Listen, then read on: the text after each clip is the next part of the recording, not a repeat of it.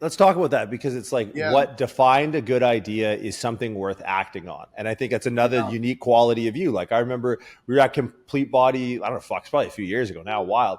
And you're like, yeah, I'm going to get into bodybuilding. I'm like, this guy's about to get fucking huge. Look the fuck out.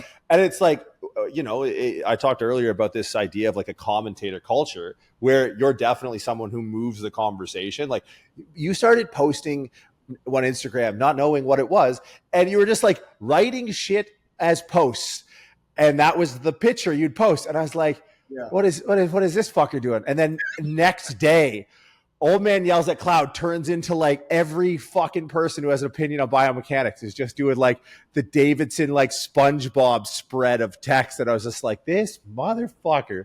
And it's like not many people in our space, are who would wear one of the hats as commentator and like, creator of ideas and synthesizer and curator of ideas. Not many of them now actually do things. And you're just like, I'm going to get huge now. And I'm like, this guy's going to get fucking, then, well, here we are. Here you are. You're fucking bad. What has that process been like moving into something like, you have like a strong a background in strongman, getting back into the competitive nature? Like, what have you learned about, things that are so theorized? What have you learned about the practice? What has you maybe changed your mind and actually be like, hey, this is a good idea. I'm going to act on it. And acting on it. What has that process been like? Well, I always find the real story to be way more interesting than just like, the truth is always super interesting. So I decided to get into bodybuilding because I was just pissed off at a person and I just wanted to spite them 100%, and so I was just like, fucking bodybuilding isn't that hard, bro. Like acting like you're better than everyone and this sort of air that I sense about you, I'm not really digging it. And I think that I can start this in my mid 40s and be just as good as you, if not better. Okay. So I will take 5-7 years of my life just to spite you in the end. And then like, because what is it? It's like, okay, I'm going to go on drugs. I'm going to follow progressive overload further because of drugs. I'll really dial in a nutrition plan and progressively overload calories over time. And I think that's basically it. Okay. Like, and I have no problem dedicating all of this time to just stick it to one person, and I'm like, I think about this and I'm like, there's something really wrong with me probably. But yes. I wonder how many other people actually feel that way but are completely unwilling to just verbalize it outwardly. Like, I'm probably not even that different. Like, I'm just going to actually do it. And then I started to think about it. And the more I thought about it, I was like, I think this idea will be good overall for a few reasons. Number one, the oldest story in the book about success is guy takes drugs, guy gets bigger, stronger, more comic book looking, guy has ultimate success. And, it worked for Captain America. It worked in baseball. It works on practically every level. And, I think that it's somewhat different when you openly are like explaining the story before, you know what I mean? But I can't help it. Like, I'm like, this is what I think is happening and I'm going to do this. And I think that if I just follow the trajectory of it, it'll probably end up being the same story retold over and over again, because I'm pretty sure that after 5 years of this, that I will look like a professional bodybuilder and it'll be like, wow, look at this fucking guy. And that's mostly what leads to success as far as I can tell in the modern world. And so, but then I also was thinking like, from a lifestyle perspective for myself, I think it'll generally work.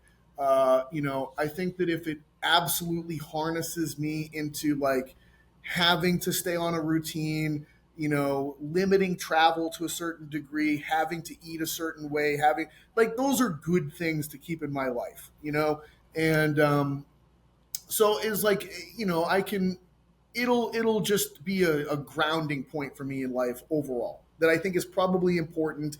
And if I don't have something that I can obsess over, my brain will go into bad directions. Like I think my brain is always looking for action or problems.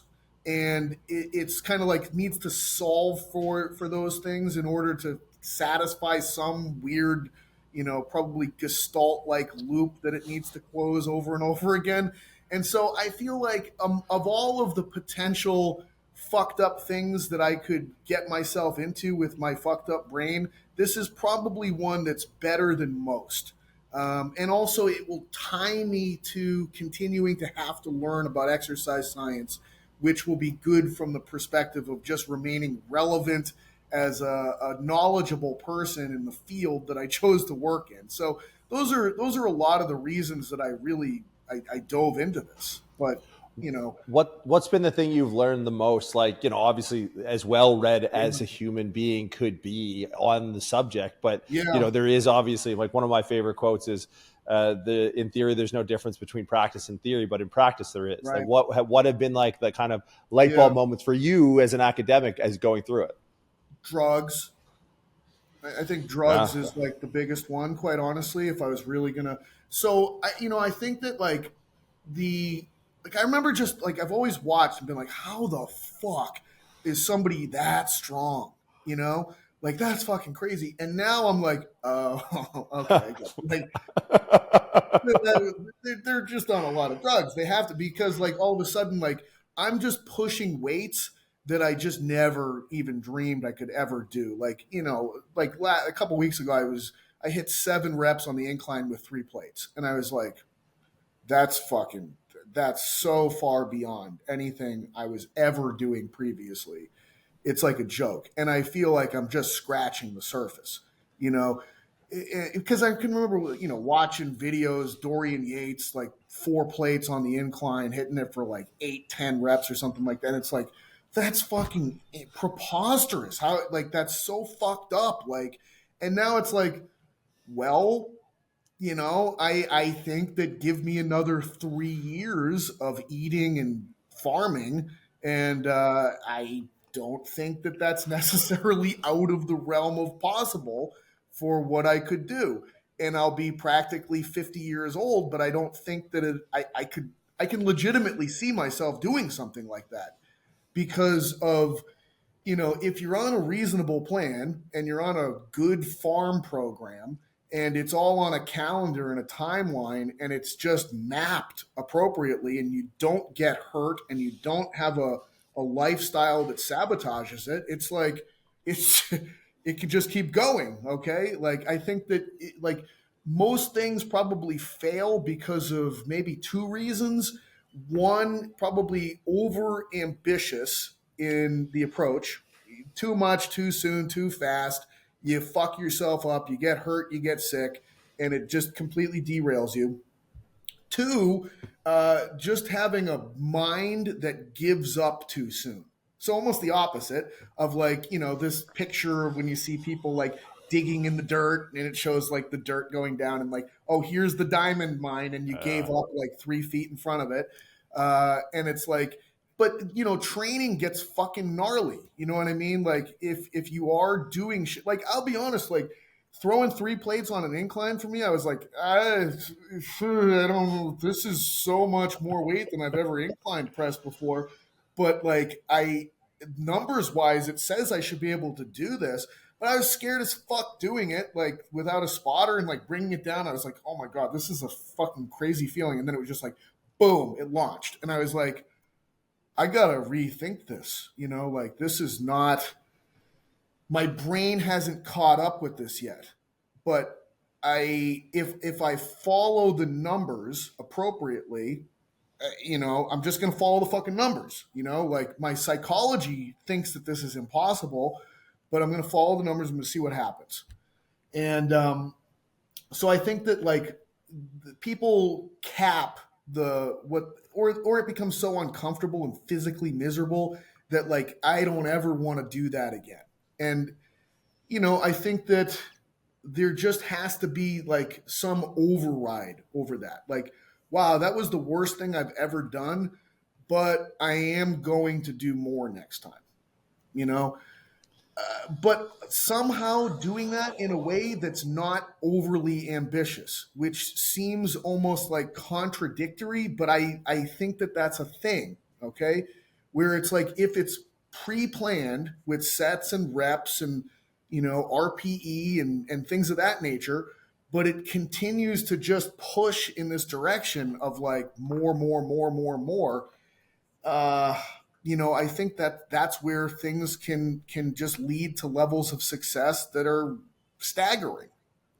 Is it, I mean, it sounds like the big issue is reconciling the experiential brain with the theoretical brain. It sounds like, in your experience of lifting weights so long without having this, the farm pH assistance, it's Yeah, like, oh, I've never experienced this before.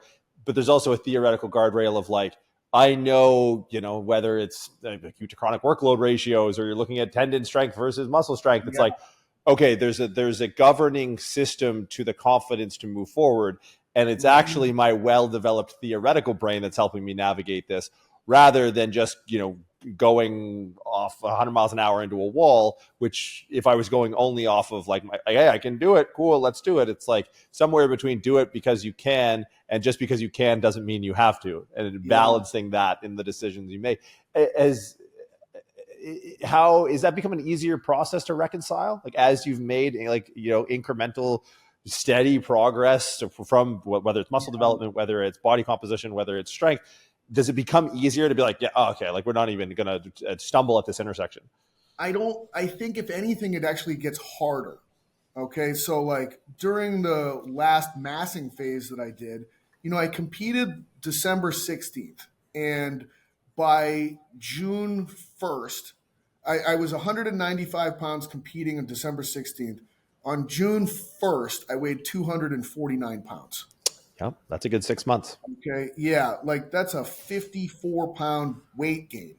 And that's like 1.5 pregnancies, almost two pregnancies. It's like 1.8 pregnancies that I went through in 6 months, less two-thirds of the time for almost two pregnancies of gain. And so the physical discomfort of that experience was crazy. Like the fatigue that I was experiencing and like depression feelings and things like that were through the roof, but it was almost like I think that this is probably appropriate and normal feelings for the amount of physiological change that's happening. And like I was sleeping, I had to sleep literally 9.5, 10 hours a night in order to be able to function.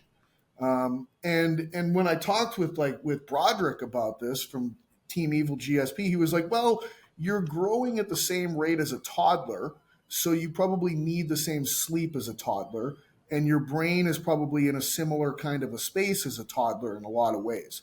And it was like, that makes a lot of sense, dude. Like, yeah, I kind of am in that place, but it was like it was horrible. Like I'm not gonna lie, like that was it was like I'm just gonna follow this plan regardless of what it feels like, regardless of anything. I'm just going to follow it, and I think that it's like there's pros and cons to it. Like the pros, I think, are level of adaptation, experiencing the physiological change. Like if that's and that is my stated goals. My stated goals are like I want to become a pro bodybuilder in my late 40s and do damage in the world of pro bodybuilding in my late 40s up to 50, you know? And if I'm going to do that, that is an outrageous thing to do.